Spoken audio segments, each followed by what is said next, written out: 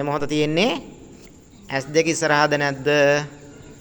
මේ මොහොතේ එහෙනම් ඕක පුරුදු කරන එකක්ද මතක තියාගන්න දෙයක්ද? මතක තියාගන්න පුළුවන් නම් බලන්න පුළුවන්ද කියලා. පුරුදු කරන්නේ නැතුව පුළුවන්ද ওই වැඩේ කරන්න? ඒක තමයි. එහෙනම් පුරුදු කරන්න නේද තියෙන්නේ? එහෙනම් තිසරණය තුල පිහිටනවා කියන්නේ මොකද? සිහිය පුරුදු කරන්නේ කොතනටද කියන එක දැන් කරපු කෙනෙක් මිසක් කරපු අය දන්නවා. කොතනටද සිහිය පුරුදු කරන්නේ කියන එක. එහෙනම් අපි දන්නවා මේ එක තත්පර 4කට කාට හරි පුළුවන් නම් ඔන්න ඔය කියන ආකාරයට සිත නතර කරගන්න නෙළුම් මලක් කියලා හිතන්නකො. නෙළුම් මලක් මොන වගේද? නෙළුම් මලක ස්වභාවය කොහොමද බලන්න? අන්න නෙළුම් මලක ස්වභාවය තමයි තත්පර 4කට S2 ඉස්සරහා වර්තමානයේ තුල නතර වෙනවා. දැන් මේ මෙතන ඉන්න අය අතරේ නතර වුණාද නැද්ද කියන එකකින් තමන් දනීවි. තත්පර 4කට වර්තමානයේ තුල නතර වෙන එක නෙළුම් මලකට උපමා කරොත් ඕක නැවත අපි කොහොම ආපහු දුකටපත් වෙනෝ නැවතත් මොකද කරන්නේ? ආයේ විදියට කරනවා දෙවෙනි නෙළුම් මල, තුන්වෙනි නෙළුම් මල, හතරවෙනි, පස්වෙනි, හයවෙනි සහ හත්වෙනි විදියට නෙළුම් මල් 7ක් උපමා කරගෙන බුදුරජාණන් වහන්සේ මේක පැහැදිලි කරලා තියෙනවා. බුද්ධත්වයට දක්වා වූ ගමන් මඟ. එහෙනම් අපි මෙන්න මේ විශේෂ බෝධි පූජාව හරියටම කරොත් තමන්ගේ ජීවිතයේ සියලු කටයුතු සාර්ථක වෙන්නේ කොහොමද කියන එක තමන්ට දැන් තේරෙන්න ඕන හැබැයි.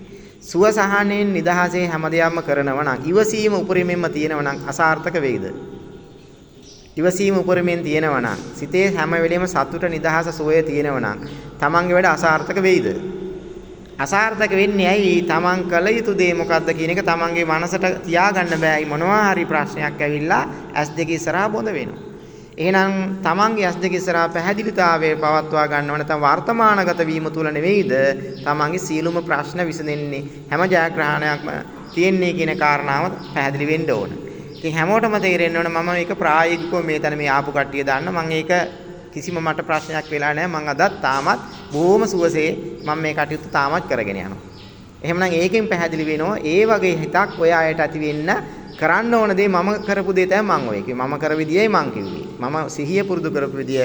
එහෙනම් මම දැන් ඒක ප්‍රායෝගිකව පෙන්නලා තියෙනවා නම් ඔය විදියට තමයි තමන්ගේ ඉවසීම තමන් ජීවත් වෙනකොට ප්‍රශ්න කරදරමයි ජීවිතයට හැමදාම කියලා කිව්වට එහෙනම් කරදර වලින් තොරව ඉන්න මොකද්ද කරන ක්‍රමය කියන එක අපි දිගින් දිගටම මේ වැඩසටහනට සහභාගී වුණොත් අනිවාර්යෙන් මේ හැම කෙනෙකුටම මේ සංසාර ගමනේ ලොකු දුරක් යන්න අනිවාර්යයෙන්ම පුළුවන් වෙන්නම ඕන. ඉතින් දිගටම සහභාගී වෙච්ච කෙනෙකුට මේ වෙනකොටත් ලොකු අවබෝධයකට Tamanට ගිහින් තියෙන්න ඕනීමයි. හොඳයි. අපි එහෙමනම් ඔන්න ලෞතුරු බුදුමග ආමිසයෙන් ප්‍රතිපත්ති මගට යන තාම සුවිශේෂී බෝධි පූජා වැඩසටහන් මාලාවක් අපි අද පළවෙනි නෙළුම් මලේ සිට නෙළුම් මල් 7 දක්වා වූ ගමන් මඟ තමයි බුදුවරු වැඩි මඟ ඔස්සේ තේමාව බවට පත් කරගෙන දියසෙන් බලය සංවිධානය මගින් මෙහෙයවනු ලබන තාම සුවිශේෂී වැඩසටහන් මාලාවක් තමයි අපි මේ දැනට ආරම්භ කරලා තියෙන්නේ.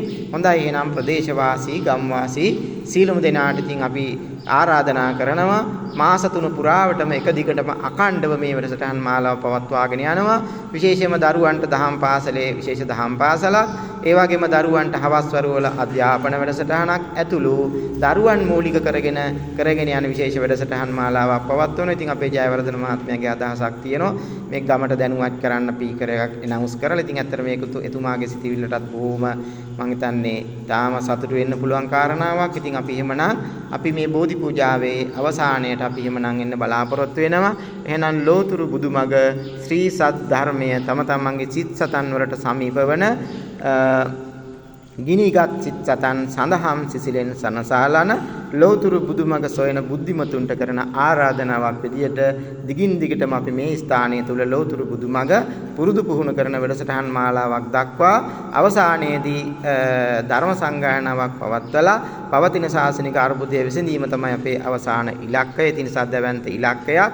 හොඳයි අපි එහෙමනම් අපේ බෝධි පූජාවේ අවසානය දක්වා අවසන් කරන්නයි දැන් මේ වෙලාවේ බලාපොරොත්තු වෙන්නේ. හොඳයි එහෙමනම් අපි ඥාතීන්ට දෙවියන්ට අපි පින් අනුමෝදන් කරලා බෝධි පූජාවේ කටයුතු සමාප්ත